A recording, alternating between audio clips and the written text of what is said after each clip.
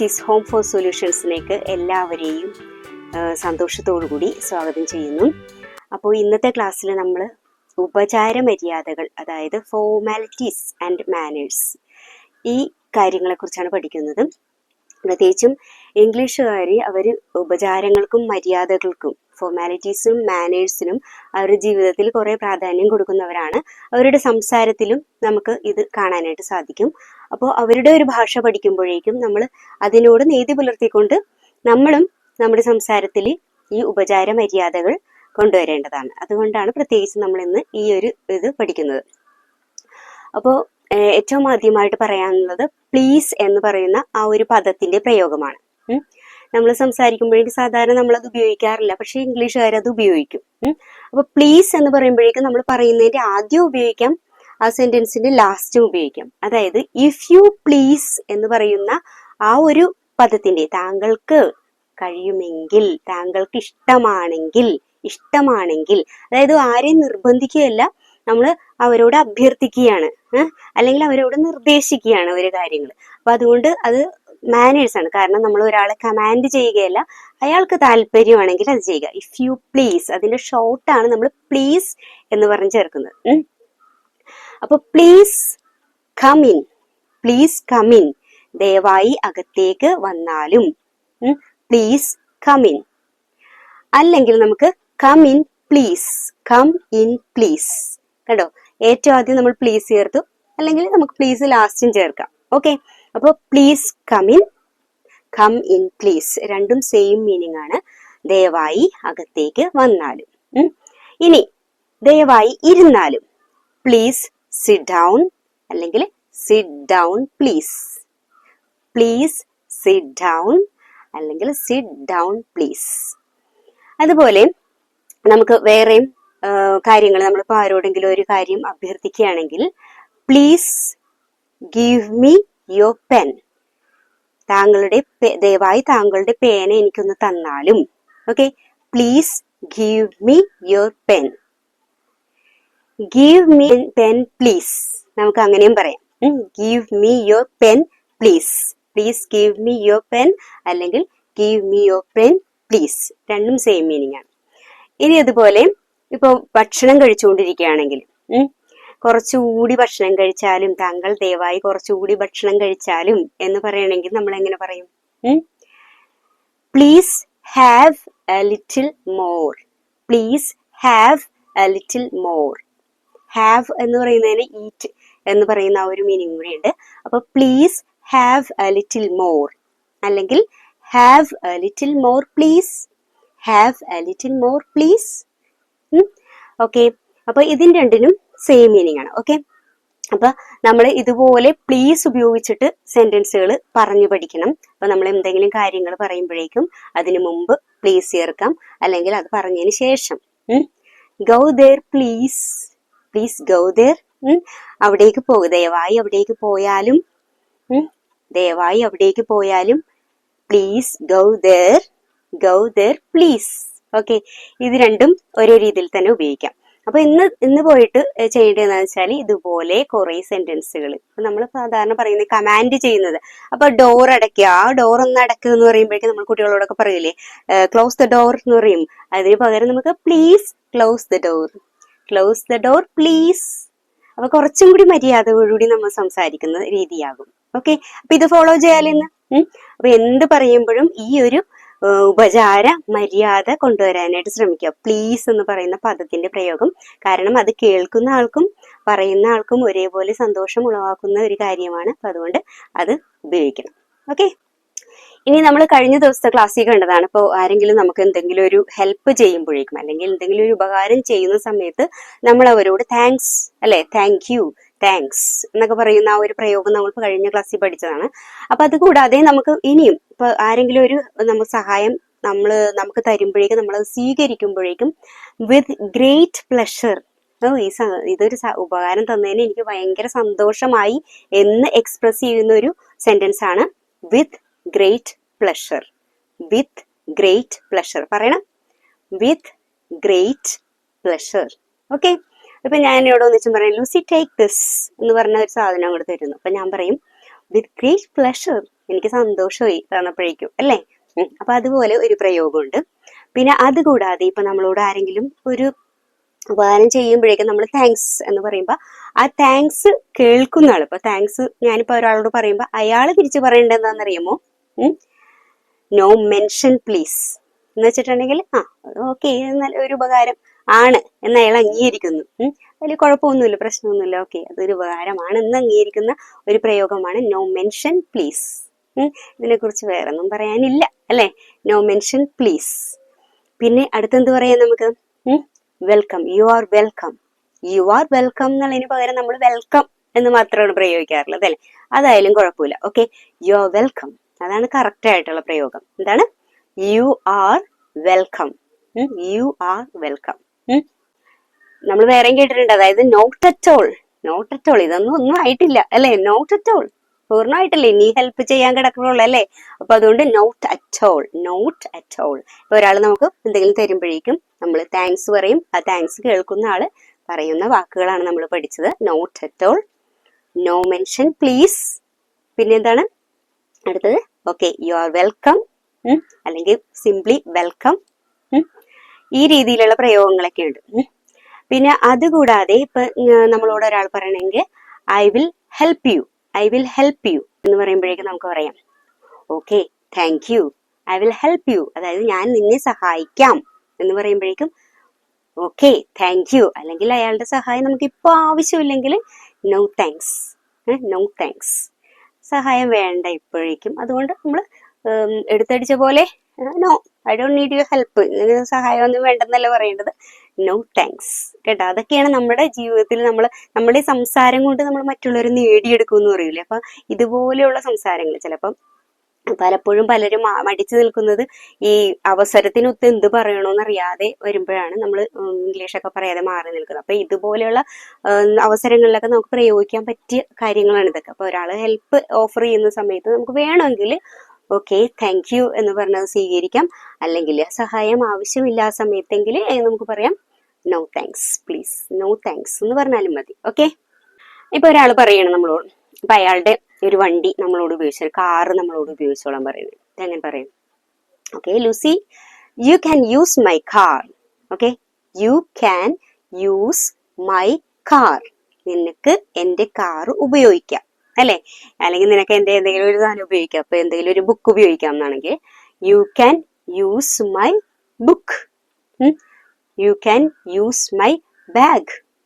Okay, you can use my room, അല്ലെ നിനക്ക് എന്റെ മുറി ഉപയോഗിക്കാം, നിനക്ക് എന്റെ ബുക്ക് ഉപയോഗിക്കാം, നിനക്ക് എന്റെ കാർ ഉപയോഗിക്കാം, നിനക്ക് എന്റെ പേന ഉപയോഗിക്കാം. അങ്ങനെ എല്ലാ സാധനവും നമ്മൾ ഓഫർ ചെയ്യാണ്. അപ്പൊ ഇത് കേൾക്കുന്ന ആള് അത് ഉപയോഗിക്കാനായിട്ട് അയാൾക്ക് ഭയങ്കര സന്തോഷമാകുമല്ലോ അത് പറയുമ്പോഴേക്കും. അപ്പൊ എന്ത് പറയും? Thanks a lot, thanks a lot, ഒത്തിരി സന്തോഷമായി എനിക്ക്. അല്ലെങ്കിൽ thank you so much, thank you very much. Simply thanks ആണ് നമ്മൾ പറയണമെങ്കിൽ അത് ഒരു നന്ദി എന്ന് പറയും. പക്ഷെ നമുക്ക് ഒത്തിരി സന്തോഷമുള്ള കാര്യമാണ് അയാൾ നമുക്ക് ഓഫർ ചെയ്യുന്നതെങ്കിൽ നമുക്ക് പറയാം താങ്ക്സ് എ ലോട്ട് അല്ലെ. താങ്ക്സ് എന്താണ്? Thanks a lot, thank you very much, thank you so much. Okay, അപ്പൊ ഇത് പോയിട്ട് വീട്ടിലൊക്കെ ഇതുപോലെ ആരെങ്കിലുമൊക്കെ എന്തെങ്കിലുമൊക്കെ ഓഫർ ചെയ്യുന്ന സമയത്ത് ഇതൊക്കെ പറഞ്ഞോളണം. ഓക്കെ, പറയുമ്പോഴാണ് നമ്മൾ പഠിക്കുന്നത്, മറന്നു പോകരുത്. നമ്മൾ സമയത്തിനൊത്ത് അവസരത്തിനൊത്ത് പ്രവർത്തിക്കുന്നവരാവണം. അങ്ങനെ ആകുമ്പോഴേക്കും നമുക്ക് എല്ലാം നേടാനായിട്ട് സാധിക്കും. ഓക്കെ, ഇനി അടുത്ത് വരുന്ന കാര്യമാണ് രണ്ട് വ്യക്തികൾ. ഇപ്പൊ രണ്ട് പേര് നിൽക്കുന്നു, എന്റെ കൂടെ വേറൊരാളും കൂടി ഉണ്ട്. അപ്പൊ ഞങ്ങൾ സംസാരിച്ചുകൊണ്ടിരിക്കുമ്പോഴേക്കും നമ്മൾ മലയാളത്തിൽ സാധാരണ രീതിയിൽ നമ്മൾ പറയാറില്ലെന്ന് വെച്ചിട്ടുണ്ടെങ്കിൽ ഞാനും നീയും, ഞാനും നീയും. അവിടെ നമുക്കറിയാം പ്രൈമറി ഇമ്പോർട്ടൻസ് കൊടുക്കുന്നത് ഞാൻ എന്ന് പറയുന്നത് ഐ, എനിക്കാണ് പ്രൈമറി ഇമ്പോർട്ടൻസ്. അതുകൊണ്ടാണ് ഞാൻ എന്നുള്ള പദം ആദ്യം ഉപയോഗിച്ചത്, ഞാനും നീയും. രണ്ടാമത്തെ ആള് സെക്കൻഡ് പേഴ്സൺ, അയാള് രണ്ടാമത്തെ ഒരു സെക്കൻഡറി പൊസിഷനാണ് അവിടെ കൊടുക്കുന്നത്. പക്ഷെ ഇംഗ്ലീഷിലാവുമ്പോഴേക്ക് തിരിച്ചാണ് ഉപയോഗിക്കുന്നത്. അതായത് യു ആൻഡ് ഐ, ആദ്യം സെക്കൻഡ് പേഴ്സൺ ആണ് പ്രാധാന്യം കൊടുക്കുന്നത്, അതിനുശേഷമാണ് ഫസ്റ്റ് പേഴ്സൺ ആയി എനിക്ക് പ്രാധാന്യം വരുന്നത്. കണ്ട, അപ്പൊ you and I, you and I go together, നീയും ഞാനും ഒരുമിച്ച് പോകുന്നു. അപ്പൊ നീയും ഞാനും ഒരുമിച്ച് പോകുന്നു. നമ്മൾ മലയാളത്തിലാവുമ്പോൾ ഞാനും നീയും ഒരുമിച്ച് പോകുന്നു എന്നാവും. പക്ഷെ ഇംഗ്ലീഷിലാവുമ്പോഴേക്കും അത് നീയും ഞാനും. You and I go together. ഞാനും നീയും ഒരുമിച്ച് പോകുന്നു. You and I work a lot. നീയും ഞാനും ഒത്തിരി ജോലി ചെയ്യുന്നു. You and I work a lot. നിനക്കും എനിക്കും മ്യൂസിക് ഇഷ്ടമാണ്. You and I like music. നിനക്കും എനിക്കും മ്യൂസിക് ഇഷ്ടമാണ്. ഓക്കെ, അപ്പൊ ഇതുപോലെ ഇത് ഈ ഒരു പ്രാധാന്യം കൊടുക്കുന്ന കാര്യം ഓർക്കുക. പിന്നെ അതുപോലെ ചില സെന്റൻസുകൾ നമുക്ക് കാണാം you and me, you and me. ഇത് സെയിം റെഫറൻസ് തന്നെയാണ്, പക്ഷെ സെന്റൻസിനനുസരിച്ച് അത് മാറിക്കൊണ്ടിരിക്കും. യു ആൻഡ് മീ എന്നുള്ളത്. അതുപോലെ മമ്മി ആൻഡ് മീ എന്നൊക്കെ പറയുന്ന സിനിമയൊക്കെ നമ്മൾ കേട്ടിട്ടില്ലേ, മമ്മി ആൻഡ് മീ.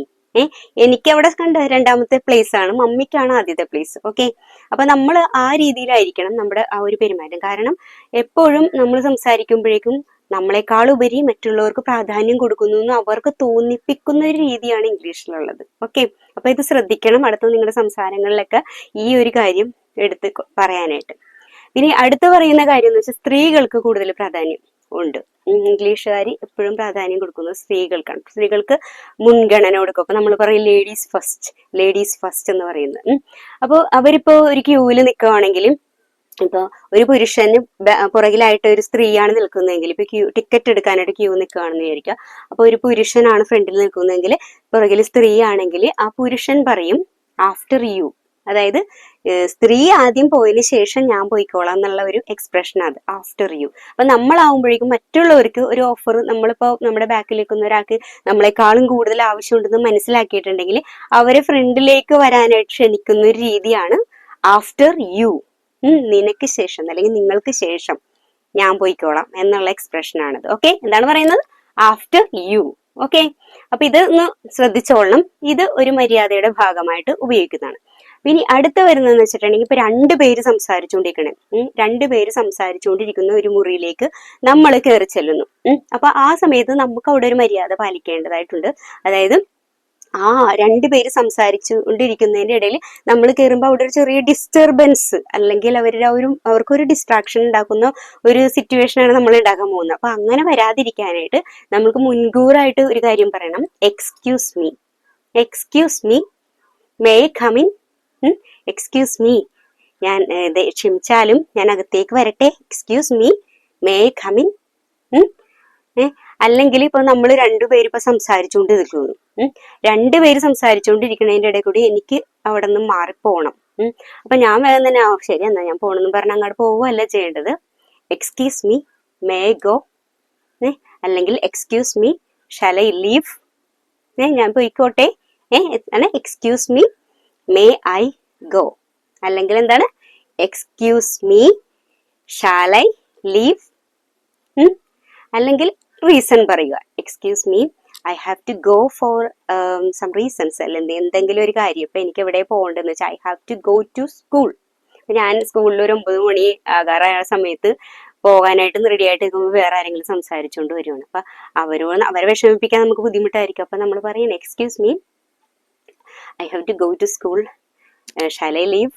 എനിക്ക് സ്കൂളിൽ പോകണം, അതുകൊണ്ട് ഞാൻ പോയിക്കോട്ടെ. കണ്ട ആ ഒരു മര്യാദ അവിടെ ഇങ്ങനെയുള്ള സിറ്റുവേഷൻസിൽ നമ്മൾ കൊണ്ടുവരാനായിട്ട് ശ്രമിക്കണം. ഓക്കെ, ഇനിയിപ്പോ നമ്മൾ ഒരാളോട് സംസാരിച്ചു അല്ലെങ്കിൽ ഒരാൾ പറയുന്നത് നമ്മൾ കേട്ടുകൊണ്ടിരിക്കുന്ന സമയത്ത് ഇപ്പൊ അയാള് പറയുന്നത് നമുക്ക് ക്ലിയർ ആകുന്നില്ല. അപ്പൊ ഇങ്ങനെ വെറുതെ നിന്ന് അയാൾ പറയണേം കേട്ടോണ്ടെങ്കിൽ നിൽക്കുമ്പോൾ നമ്മുടെ സമയം പോവും, നമുക്ക് അതുകൊണ്ടൊന്നും മനസ്സിലാകുകയില്ല. അപ്പൊ നമ്മൾ എന്താ ചെയ്യേണ്ടതെന്ന് വെച്ചിട്ടുണ്ടെങ്കിൽ മനസ്സിലാക്കിക്കണം. അതായത് നമുക്ക് ഈ കാര്യം മനസ്സിലാകുന്നില്ല, ഫോളോ ചെയ്യാൻ പറ്റുന്നില്ല. അപ്പൊ അതിന് ഉപയോഗിക്കുന്ന പദമാണ് beg your Padarn. Beg your Padarn. Beg ചെയ്യാന്ന് പറഞ്ഞത് ബെഗേഴ്സ് അല്ലെ, ഭിക്ഷക്കാർ, യാചിക്കുന്നവരാണ് ഭിക്ഷക്കാരല്ലേ, അവരുടെ ആ പ്രവൃത്തിയാണ് ബെഗിങ്. അപ്പൊ ഞാനിപ്പോ പാഡൻ എന്ന് വെച്ചിട്ടുണ്ടെങ്കിൽ എന്താണ്? ക്ഷമ യാചിക്കുന്നതാണ്. I beg your pardon, I beg your pardon. അല്ലെങ്കിൽ നമുക്ക് പറയാം pardon me, pardon me. Beg your pardon എന്നും പറയാം, പാഡൻ മീ എന്നും പറയാം. Pardon me, I cannot follow you. Pardon me, I cannot follow you. എനിക്ക് അങ്ങ് പറയുന്നത് വ്യക്തമാവുന്നില്ല, എനിക്ക് അങ്ങ് പറയുന്നത് ഫോളോ ചെയ്യാൻ പറ്റുന്നില്ല, അങ്ങ് പറയുന്നത് മനസ്സിലാകുന്നില്ല. ഇങ്ങനെ പറയണം. Padarn me, I cannot follow you. Pardon me, I cannot understand you. എനിക്ക് താങ്കൾ പറയുന്നത് മനസ്സിലാകുന്നില്ല. Padarn me. ഓക്കെ, അപ്പൊ ഈ എക്സ്പ്രഷൻ ശ്രദ്ധിക്കുക. Padarn me, pardon me, I cannot follow U, pardon me, I cannot understand you. Pardon me എന്ന് പറയുന്നത് നമുക്ക് ഏത് ഇതിന്റെ കൂടെ ഉപയോഗിക്കാം. എന്തിനാന്ന് ക്ഷമിച്ചാലും, അയ്യോ എനിക്കത് പറ്റുന്നില്ല കേട്ടോ, എനിക്കിത് പറ്റുന്നില്ല കേട്ടോ എന്നൊക്കെ പറയുന്നിടത്ത് നമുക്ക് ഈ പാഡൺ മീ എന്ന് പറയുന്നത് നമുക്ക് ഉപയോഗിക്കാം. ചിലര് സോറി എന്ന് ഉപയോഗിക്കാറുണ്ട്, അതും ഓക്കെ, സോറി എന്നും പറയാം നമുക്ക്. പിന്നെ ചിലര് എക്സ്ക്യൂസ് മീ പറയാറുണ്ട്, അതും ഓക്കെ. അപ്പൊ ഇത്തരത്തിലുള്ള പദങ്ങളൊക്കെ നമ്മൾ നമ്മുടെ ജീവിതത്തിൽ കൊണ്ടുവരണം. അത് നമ്മുടെ ഭാഷേനെ എൻറിച്ച് ചെയ്യുന്ന, അതായത് ഇംഗ്ലീഷ് ഭാഷയോട് ഒരു നീതി പുലർത്തിക്കൊണ്ട് നല്ല രീതിയിൽ ഫ്ലുവൻ്റ് ആയിട്ട് ഇംഗ്ലീഷ് സംസാരിക്കാനായിട്ട് നമ്മൾ സഹായിക്കുന്ന ഘടകങ്ങളാണ് ഇതൊക്കെ. അപ്പൊ ഇതൊക്കെ നമ്മൾ അനുവർത്തിക്കുകയാണെങ്കിൽ നമ്മുടെ ഇംഗ്ലീഷ് ലാംഗ്വേജ് കുറേയും കൂടി ബെറ്റർ ആകും, നല്ല പെർഫെക്റ്റ് ആയിട്ട് മാറും. ഓക്കെ, അപ്പൊ നിങ്ങൾ ചെയ്യേണ്ടതെന്ന് വെച്ചിട്ടുണ്ടെങ്കിൽ വീട്ടിൽ പോയിട്ട് ഇതുപോലെയുള്ള കാര്യങ്ങളൊക്കെ ഒന്ന് പറഞ്ഞ് പഠിച്ച് പ്രാക്ടീസ് ചെയ്യുക. ദാറ്റ് വിൽ മേക്ക് യു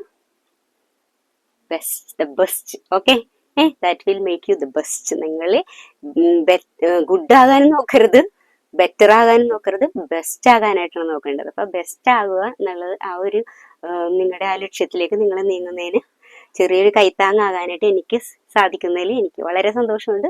അപ്പൊ നമുക്ക് അടുത്തൊരു ക്ലാസ്സുമായിട്ട് അടുത്ത വീഡിയോയിൽ കാണാം. ഓക്കെ, അതുവരെ എല്ലാവർക്കും ബൈ.